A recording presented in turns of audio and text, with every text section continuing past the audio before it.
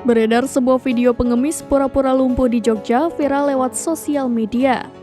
Video pengemis tersebut diunggah sejumlah akun Instagram seperti @undercover.id pada Selasa 11 Juli 2023 kemarin.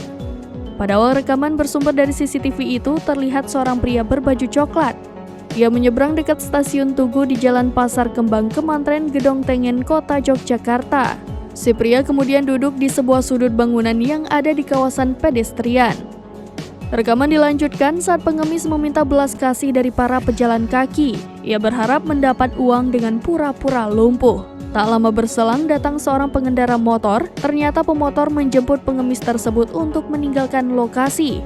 Hingga Rabu 12 Juli 2023, video pengemis pura-pura lumpuh sudah ditonton lebih dari 10.000 kali. Ratusan warganet ikut meramaikannya dengan berbagai komentar. Tidak lama setelah video viral, polisi dan jajaran Polsek Gedong Tengen turun tangan. Petugas berhasil menangkap pengemis yang belakangan diketahui bernama Agus Prasetyo. Pria berumur 53 tahun itu tercatat sebagai warga Ngipik, Kapanewan Banguntapan, Kabupaten Bantul. Kapolsek Gedong Tengen Kompol Wahyono Heru Susapto membenarkan pihaknya telah mengamankan Agus. Pengemis pura-pura lumpuh diamankan pada Minggu 9 Juli 2023 lalu.